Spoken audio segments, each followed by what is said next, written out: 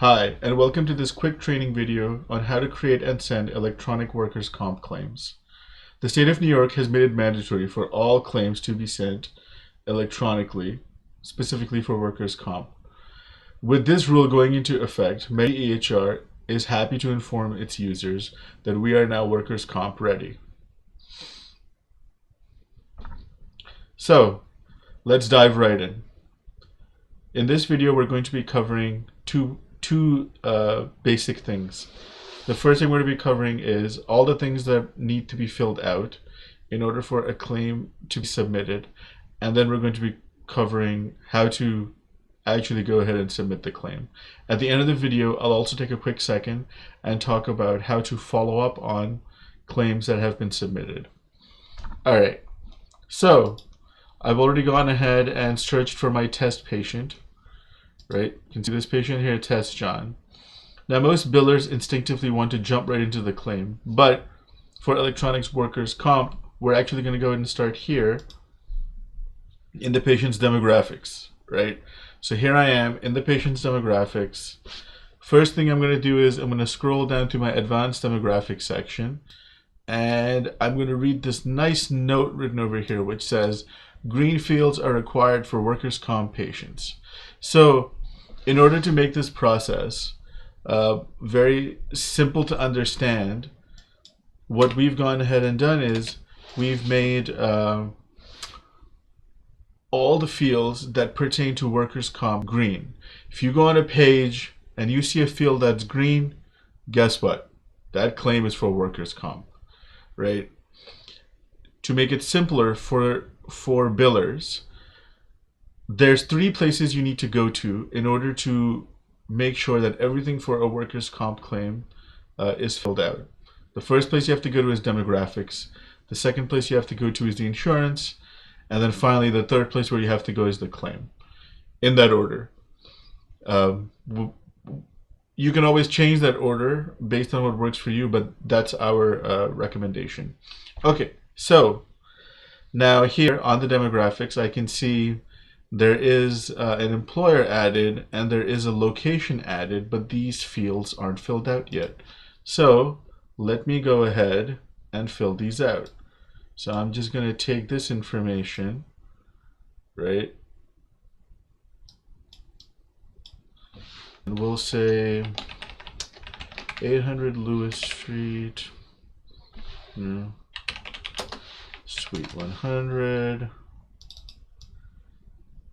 New York is already there, and I'll just go ahead and grab the zip code as well. All right, so now my employer address is filled out. You go ahead and click on save. All right, so all my green fields are filled out here in demographics. I feel good.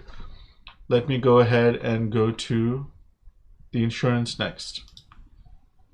Okay, so here I am in this test patient's insurance. Here in the insurance, I can see there's an insurance already added. There's no policy ID, but there is, oh, look at this. Here's all my green fields again. Injury date, claim ID, injury type, injury state, right?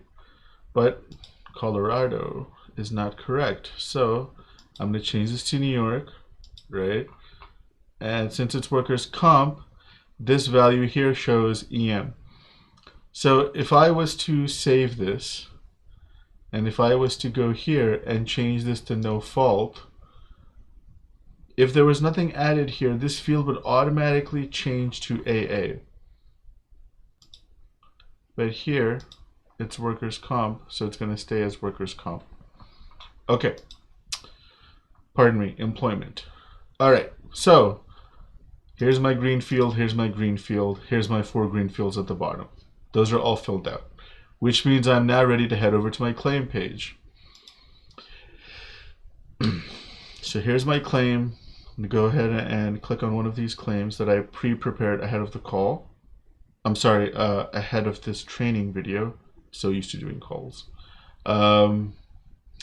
All right, so we've added one diagnosis code. There's a couple of CPT codes already in here. So I can go down here now and look at my green link. So here's my green link. it wants me to,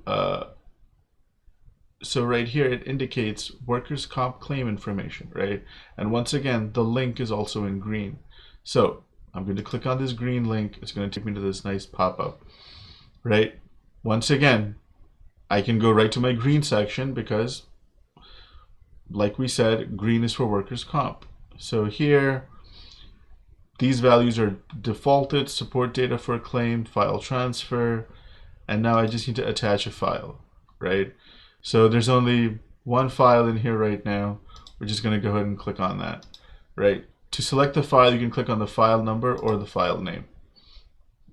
So my file is in. I'm going to click on save, right? So these three are set appropriately. I'm going to close my pop-up. And when I clicked on save, there was a flash in the background, so I noted that this page updated, right?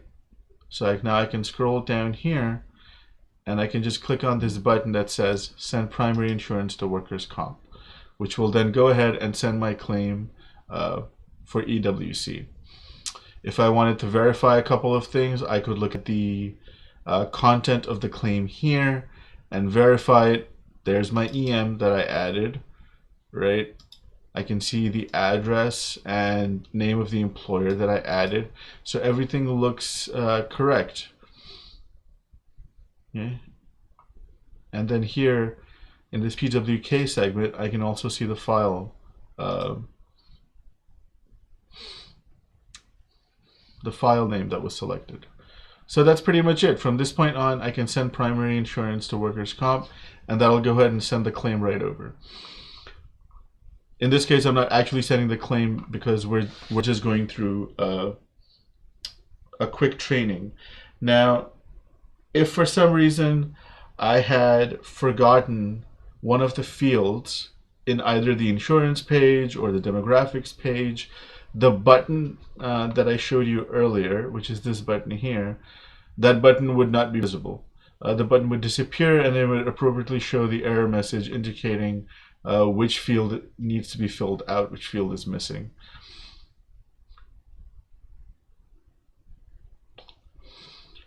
Once the claim has been sent and it's been received by the clearinghouse and they process the claim, so when the claim is first sent, there'll be an initial 999 which comes through, which we will then display here at the bottom in the transmission results, right? Obviously this is blank right now because we haven't submitted this claim. And then furthermore, once the claim is processed or sent to the payer, so on and so forth, the statuses will update here appropriately.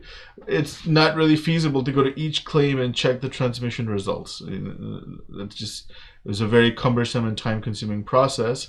So in order to look at all your claims that are submitted for workers' comp, we can go ahead and head over to reports, and we can look at our transmission report to MDON, which I'm not showing in this video, obviously, because it contains real patient data, and we don't want to show that in a training video.